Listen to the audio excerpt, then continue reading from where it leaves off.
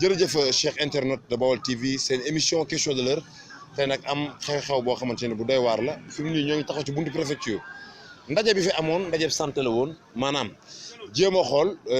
li nga xamante ne nii mooy samp comité bi nga xamante ni c'est au niveau maanaam départemental waaye mu am coow lu bëri ndaxte déglu nañ ñenn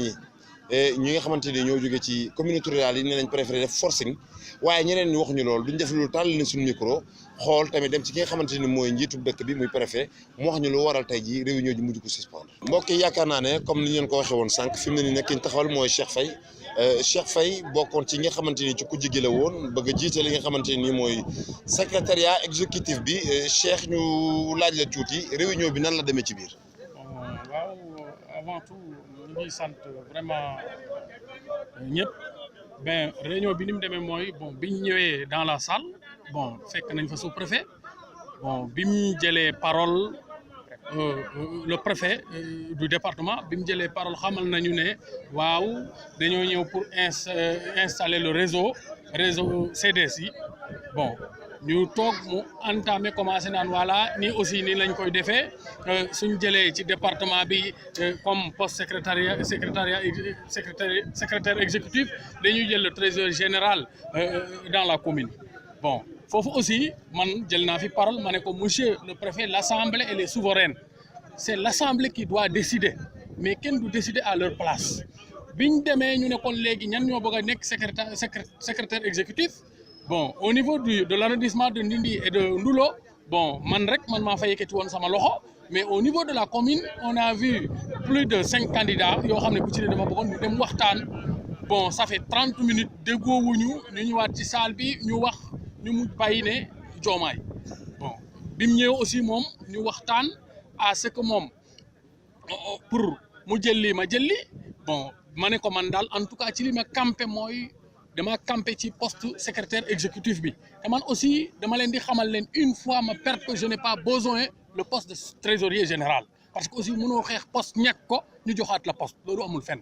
bon ñu entamé loolu dem au vote bon à ma grande surprise bi ñu voté man am naa sur 38 j'ai pu avoir les 25 voix bon je l'ai battu préfet ñàkk lu mu def mais jël Diomaye directement nommé ko trésorier général nga xam ne loolu vraiment dans l'histoire kenn mësu koo gis parce que moom dafa décider à notre place parce que ñun ñooy assemblée c'est à nous de décider à qui lañ wóolu pour teg ko trésorier général mais mu def ko campé ci ne man maa ko def ñun aussi vraiment imposé waat ñu à ce que bon mon adjoint l'adjoint du secrétaire exécutif ou du trésorier jógee à Ndindi dans l'arrondissement de Ndindi tànn leen wala ma def nii yëkkatiloo salle bi ñeneen ne leen su ngeen ko mënul ma nommé keneen mel ni kon moom wooteetul assemblée man vraiment man xaw ma dans quel pays sommes-nous parce que aussi vraiment loolu man je ne l'ai jamais vu je ne l'ai jamais vécu musuma koo dund musuma koo gis parce que aussi dama gëm ne bu dee dañuy def pour travailler notre pays am na démarche yoo xam ne warta am te lii lépp li ko sabab ñun ay sénégalais lañ xam nañ li xew mooy à ce que ñi nekkoon au niveau de commune nekk au niveau du centre gérer woon district loolu moo nekkoon seen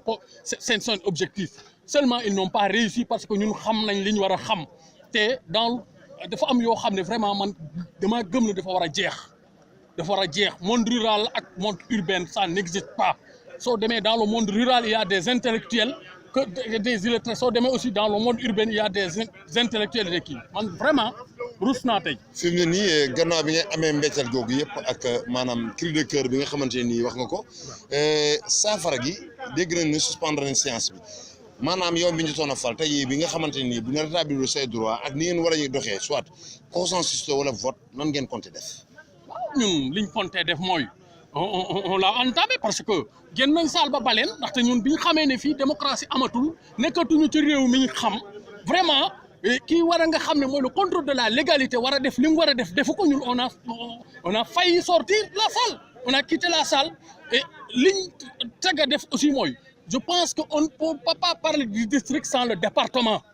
mënta ne c'est pourquoi on savait que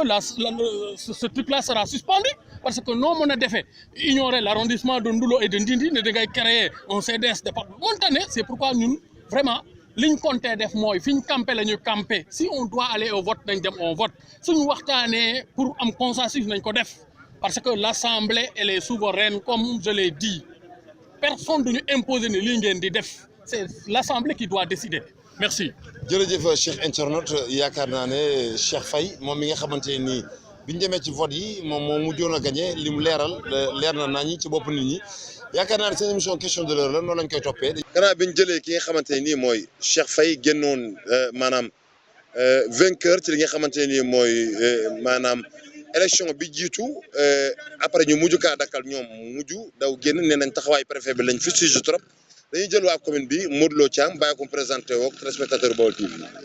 waaw maa ngi lay ba ginnaaw bi ma leen nuyoon yéen waa Baol Time maa ngi leen di sant leen gërëm par rapport ak introsé bi ngeen xam ne introsé mu jumoon loo xam ne mu ngi dëppoo aajo woon tey ci installation réseau district bu Diourbel bon tey jàpp naa ne ñëw nañ am na tuuti coow mais xëy na lépp dañ koy tënk ci ñàkk a déggoo rek ñàkk a déggoo bi mooy tey préfet bi muy door ndaje bi wax dëgg yàlla il a fait des propositions comme quoi que ne dañuy installer comité de district pour le département de Diourbel te li muy prôné mooy nañu jàpp ne lépp lu ñuy def rek nañ ko def dans la légalité def ko aussi dans l'esprit de fair play ci kaw loolu ci la joxe woon ay kàddu comme quoi que ne dafa am deux propositions yoo xam ne dina ko benn proposition boo xam ne moom lay njëkk a def léegi 4 postes la ñuy mettre en jeu muy le poste du secrétaire exécutif le trésorier général le trésorier adjoint et le secrétaire exécutif adjoint ci loolu daf ne puisque le département dafa am la commune de Diourbel ak l'arrondissement de Ndindi et l'arrondissement de Ndoulo nañu jéem a def de telle sorte que commune de Diourbel gis ci boppam Ndindi gis ci boppam Ndoulo gis ci boppam ci loolu ci la ne proposition bi muy def mooy léegi pour le poste du secrétariat exécutif dañuy laaj entre commune de Diourbel ak entre l'arrondissement de Ndindi et de Ndoulo ñan ñooy candidats yi su ko defee ñoom ñu prononcé wu par rapport ak kii yi biñ ko defee commune Ndoulo arrondissement wu Ndoulo moo am benn candidat bu manifesté woon désir bi ak 4 candidats dans la commune de Diourbel mais après concertation la commune de Diourbel s'est retrouvée avec un candidat boo xam ne vraiment après moom lañ ñu demoon pour mettre ko en jeu entre le candidat de l'arrondissement de Ndoulo ci kaw loolu en premier lieu dañu def vote bi ñu voté yàlla dogal l'arrondissement de Ndoulo jël poste bi ñuy wax mooy poste secrétaire exécutif bi secrétaire exécutif bi bon fekk ne avant ñuy dem aussi préfet waxoon na ne su boobaa kii l'arrondissement bi jël entre Ndindi ak Ndoulo ku ci jël secrétaire exécutif bi le poste du trésorier revient à la commune dans toujours dans notre logique la commune de Diourbel puisque Diomaye la yóbbu woon comme ki doon postulé ci secrétariat exécutif ñu gagné ko ñu ne kon moom la ñuy jël comme le trésorier général du réseau ci loolu nag y a certains gens yoo xam ne ñu ngi dans l'arrondissement de Ndindi et de Ndoulo ñu ne board préfet loolu duñ ko def parce que bu ñu paree ci poste secrétariat exécutif bi dañuy mettre en jeu le poste du trésorier préfet ne leen nag au préalable on avait entériné ça waxoon nañ ko ba d'accord ko kon man je vois que ne lu ñu waxtaan ba d'accord ko il n'allait pas question aussi ñu ciy revenir pour man jàpp naa ne loolu noonu féete woon na boor je pense que féete woon na féetewul boor waruñu war a nangu en premier lieu ñuy procéder au vote bay xam kan mooy diriger tey poste secrétariat exécutif bi mu dëkk arrondissement de Ndoulo. mbokk yi yaakaar naa ne Cheikh internaute wala ak téléspectateur Baol TV yi noonu lay demee seen émission question de l'heure Modou Lo indi nay leeral lool waaye Modou Lo dañ lay laaj préfet li mu wax teg sa ko wax wala xalaatam la wax. waaw xam nga tey réseau bi nekkagul loo xam ne vraiment taxaw na à 100%. non waxuñu foofu fi ñu waxee ci doxalin gi mooy lim ne buñ falee poste bi beneen poste bi lii par vote la bii par consensus est-ce que loolu xel nangu na ko. waaw xam nga tey autorité bi tey moom am na jàpp naa ne benn pouvoir boo xam ne mën na def proposition il a été clair c'est une proposition devant toute l'assistance il a dit que c'est une proposition mais jàpp naa ne bu defee bu proposer amul kenn koo xam ne wat adduna ci je pense que loolu nangu am na li tubaab di wax qui ne dit rien constat je pense que ne kon tey bi mu waxee loolu ñu accepté ba mën ko nangul vote de premier vote bi pour man jàpp naa ne kon man jàpp naa ne kon tey loolu entraîné nañ ko nangu nañ ko kon pour man dépassé woon nañu loolu li ci des nag mooy que ne li may wax mooy di ko tëjee mooy jàpp naa ne Diourbel département de Diourbel nous sommes tous ensemble ñun ñëpp benn lañ nous sommes dans le département de Diourbel benn lañ benn bopp kenn mënu koo xar ñaar réew mi ñun ñoo ko bokk lu xew commune de Diourbel day yendu commune Ndoulo day yendu arrondissement de Ndine day yendu arrondissement de Ndoulo kon jàpp naa ne tey waruñu mën di réeroo pour des problèmes de poste li ci ëpp importance mooy nañu bu ñu fàtte ne ñun santé moo ñu taxoon a jóg te kii di santé di social tey mooy que ne liggéeyal askan wi pour que mu ñu mën a am paj mu mujj ayib mais pas que ay problème mu poste waruñu intérêt waruñu préoccupé à 100% ba mu jaral ñuy xiiroog ngaay ak di buudee ñan jàpp ne ñun ñëpp ay mbokk lañ te bu jeexee aussi dañuy dellu di ànd kon jàpp naa ne loolu ni mu rafetee nañ ko continuer di rafetal wasalaam. jërëjëf Modou Lo Thiam cher internaute kooku moo nekkoon Modou Lo Thiam yaakaar naa ne indi na leeral waaye wax na lu am njëriñ maanaam Diourbel benn bopp la Sénégal benn bopp la kenn mënu kaa xar ñaar wàllum poste beeg yooyu yëpp nañ xool maanaam luy indi kaaraange yi wér-gu-yaram yi moo ëpp. ñu dem léegi ci ki nga xamante ni mooy njiitu dëkk bi au niveau du département muy préfet Ibrahima Fall moom mi convié woon réunion bi ñu laaj ko ci xalaat bi nga xamante ni waa arrondissement bu Ndindi ak bu Ndoulo am nañ ko ñoom dañoo dàq li nga xamante ni mooy urbain beeg ak ville bi nee nañ loolu existé tul dara nañ dem xool ki nga xamante ni mooy Ibrahima Fall. État du Sénégal dafa indi woon benn réforme ci gouvernance sanitaire maanaam jël benn texte remplacer comité de santé yi fi nekkoon ak comité de gestion par lu ñu tuddee comité de développement sanitaire soo ko xoolee ci département de Diourbel processus bi tàmbali woon nañ ko ba mun naa ne dans tous les postes de santé fu nekk installé nañu fa benn secrétariat exécutif